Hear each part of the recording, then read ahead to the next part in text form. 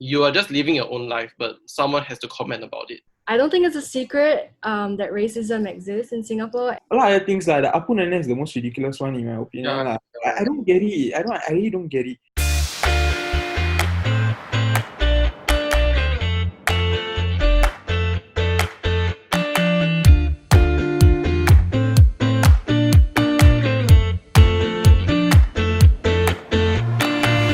What do you think about learning and unlearning these prejudices, like learning how to stop yourself from being very stereotypical to other races? I've also had stereotypes about certain races. Let's be completely honest here.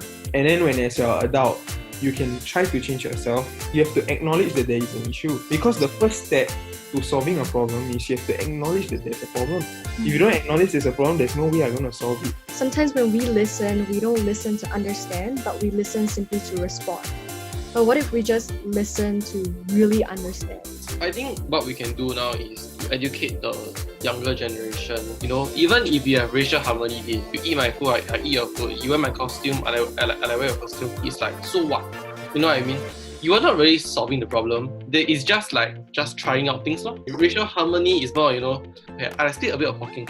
Walang longzong si agak like we are all one people, we are all one Singapore lah, you know. Okay, this sounds like an NDP speech, right? But you know, yeah. I agree with like what Chayan said. It's really something that it's a constant learning journey for all of us, that we have to really like try to break down, like get very real with ourselves, get very quite uncomfortable with ourselves, trying to face the stereotypes we have of other races and trying to break down that glass we have for each of us. Do you think that there is enough things that we have at the moment to address the issues about racism here in Singapore?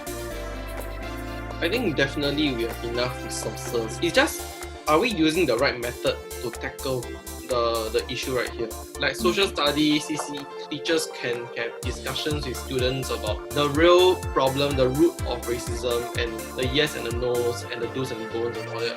I believe we have the resources, but it's the question of the implementation Yeah. and idea behind the implementation. I don't think it should be something that we come and talk about just on one day every year. It should be something that isn't buried under the carpet. More can be done. Yeah. I would choose to disagree. I think that there's not enough because just looking at the legislative level, while it has the intent to keep racial harmony, what it does is that it keeps things at a status quo. So people groups, when they call it out, when they expose it, they're either given a stern warning or it's basically a level of censorship. The government has to be ahead of its people when we talk about racial and societal progression. I feel where it hurts is when a certain someone is trying to do something good by trying to call out the unfairness. If we take this out, then how do we call out those who are genuinely racist in a way, who are discriminating the other groups? There is a lot to uncover. Minorities might have felt like the way they were treated were quite different. Let's just say that. Sometimes we might have felt like we were silenced, or if we say something else might happen to us. Yeah.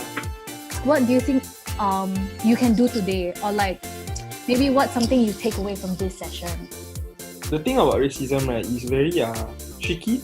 We make inside jokes about our own races. Is that racism? So like the friendly banter kind of thing. There is a friendly banter, but where do we draw the line? But I think for us, we just have to state that boundary, especially for us minorities, keeping that. And I've lost friendships like that. I mean, it's better to like protect yourself. It's another way of educating your friends who just may not be aware. To educate the upcoming youths and young adults about having to live in a multiracial society and all that, I think that is what we can start doing now. I think my key takeaway is having humility, because we really have to come to a place where we're not afraid to be wrong and then correct it. We don't have to justify our actions, but we can acknowledge. I will say, start in your inner circle. The lines can be moved up, moved down, and that's okay because we have the freedom to do that without taking like a heart of offense.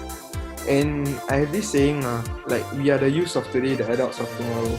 We, the youth of today, if we educate ourselves enough, as the adults of tomorrow, we can educate the youth of tomorrow to actually free of racism. I think the conversation we've had, I think it was a very fruitful one. I'm quite glad that actually we've had this conversation. So I think we can all say that in Singapore, we shouldn't really take our diversity for granted. I think we can also realize that racial discrimination, it may not look the same to everyone. To unlearn our own prejudices of other races, as well as try to educate those around us and hopefully maybe influence the system to do the same. So yeah, for those watching, we hope that you've had an insightful episode. You can let us know what topics you want us to cover next. And until then, see you next time. Bye-bye. Bye. Woohoo! And